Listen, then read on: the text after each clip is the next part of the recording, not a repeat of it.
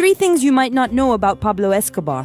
His colossal wealth. In the early 1990s, Pablo Escobar was one of the richest men on the planet. As head of the Medellin cartel, he became the leading supplier of cocaine to the United States, controlling 80% of the American market. Every day, 15 tons of drugs crossed the border and $60 million went straight into Pablo Escobar's pockets. His business was booming so much that he spent $2,500 a month just on rubber bands to bundle the stacks of cash. In total, the cocaine king is said to have amassed a net fortune of $30 billion over the course of his criminal career. That would be worth $59 billion today, the equivalent of Uruguay's GDP. The money was coming in so fast that it was impossible for him to launder and spend it all. So, he would stack his massive stockpiles of cash wherever he could, in safes, warehouses, underground, inside walls, and even under his bed. In fact, by storing his fortune this way, Pablo Escobar lost up to 10% of his income, damaged by rain or gnawed by rats. The king of cocaine had become so rich that he completely lost track of the value of money, as evidenced by the day he reportedly burned $2 million to warm up his daughter, who was cold. Just like that. But anyway, all this is just a minor part of his vast fortune. As for real estate, he also owned an island in the Caribbean, works of art, and about 100 houses. The most famous of which is the Hacienda Nápoles, near Medellin. And that's not all. He owned a 20 square kilometer ranch with luxury cars, a private airport, a go-kart track, and most notably, a full-scale zoo with giraffes, elephants, and hippos.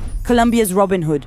Despite his image as a drug lord and bloodthirsty murderer, Pablo Escobar is actually very popular, even idolized among some poor families in Colombia. That's mainly because he used part of his drug money to fund various projects for their benefit. He built 60 soccer fields, roads, schools, hospitals, and even a neighborhood in the slums of Medellin with over 400 houses called, of course, Escobar's neighborhood. In a newspaper article from that time, he is even described as a Robin Hood. That is why, even today, he enjoys a very positive image among some Colombians. While he portrayed himself as a people's defender, Escobar relentlessly sought to strengthen his power and wage war against the Colombian state, including killing innocent civilians in attacks. To eliminate an enemy, he did not hesitate to blow up a commercial airliner, killing 110 passengers. The target, however, wasn't even on board. His cruelty knew no bounds, and the Medellin cartel had a reputation as the most violent and deadly organization of the time. With Escobar, there was no alternative. It was plata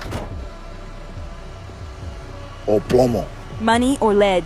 The master of escaping. In the 80s, Pablo Escobar was public enemy number 1 in the United States and Colombia, which had declared all-out war on drug trafficking. In 1984, he had the Colombian Minister of Justice assassinated. Thus began a life on the run for him and his family, marked by escapes and moving from hideout to hideout. In 1990, the Colombian army managed to track him down and launched an operation. 510 people died in the clashes, but the cocaine king managed to escape. In 1991, to stop the bloodshed, the Colombian government struck a deal with the drug lord. He agreed to surrender, but under several conditions: not to be sent to the United States and to serve his 5-year prison sentence only under privileged conditions. He had his own prison, La Catedral, built on the hills above Medellin. In reality, as you can imagine, it was anything but a prison. It featured a soccer field, a bar, and a jacuzzi. He entertained women there, ate lobster, and of course continued trafficking cocaine. But when he murdered 2 of his associates, the government sent in the army to transfer him to a real prison. However, when they arrived, they found that the building was totally empty. Pablo Escobar had escaped through a network of underground tunnels. That's when a full-scale manhunt began. An elite commando unit dedicated entirely to finding him was formed, and the authorities offered 1 billion pesos for any information. Besides the Colombian and US forces, Los Pepes, a paramilitary terrorist group, began pursuing him with the intent to assassinate him. This war against Pablo Escobar ended on December 2nd, 1993, on the rooftops of Medellin. He was located because of a phone call he made to his family. Police stormed his hideout and shot him multiple times in the body.